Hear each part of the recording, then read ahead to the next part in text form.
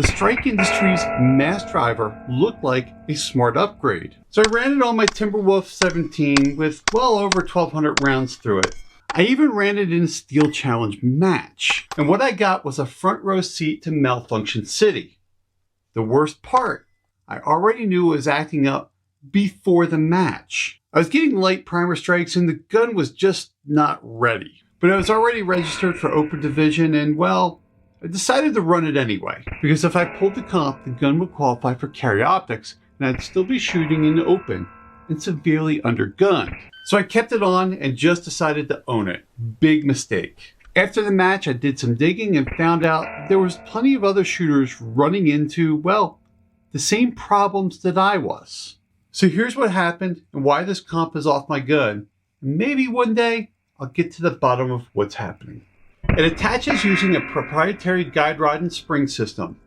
No swapping out for a threaded barrel, just drop in the compensator and that uses forward mass to reduce muzzle rise. You see, the gases pulls the mass driver forward to compensate for recoil. The idea seems pretty solid, and at $99 looked like a great value, especially if you're rebuilding your setup or trying to stay compliant with any state weirdness that you may have going on. I picked it up to stabilize my Timberwolf 17 that I'd be running in competition this year. I liked it because I wouldn't have to swap out the barrel or go down the ported barrel slide combination route. But good ideas still have to run right, and well, this one didn't. I was running some Winchester and Fiocchi 115 grain, as well as some Igman 124 grain, and some Speer Lawman 147 grain.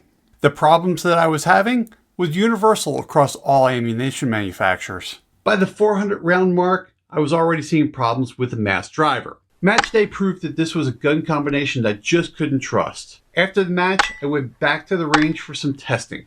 I ran it with the comp, well, same issues I've been seeing all along. Pulled the comp off but kept their guide rod and spring on, same ammo, same gun, ran flawlessly. So that told me exactly what I needed to know. The comp itself was possibly disrupting the timing or lockup, or even the firing pin itself. Whatever the issue is, it's just enough to cause consistent failure. But I needed to know more, so I went online. And sure enough, I was not the only one. You see, I found multiple YouTubers and forum posts describing the exact same issue: light primer strikes, cycling issues, and inconsistent performance. It turns out this wasn't just a hiccup.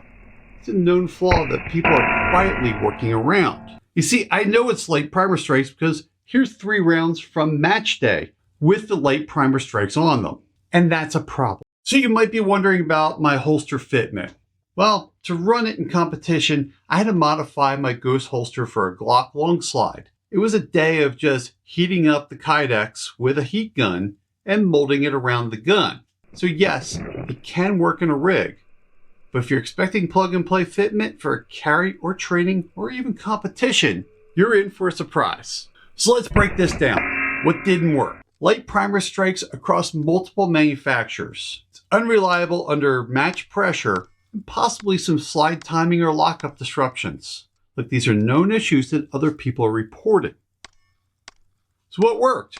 Well, it is machined well. It's pretty easy to install. And it's a great concept when it worked. And when it worked well. But clever doesn't count when your gun can't finish a stage. Right now, the comp is off my Timberwolf 17, and it's not going back on until I can figure out what's going on. I bought it because I was curious.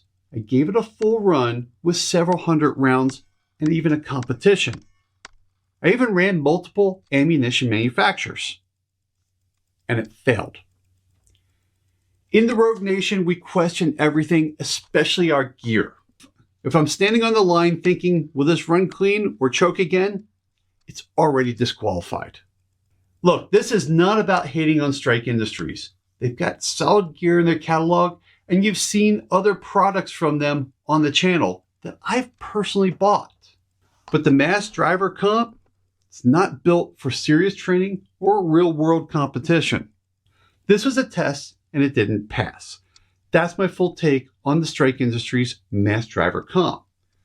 If you're running a comp that actually delivers, no timing issues, no weird light primer strikes, let me know in the comments down below.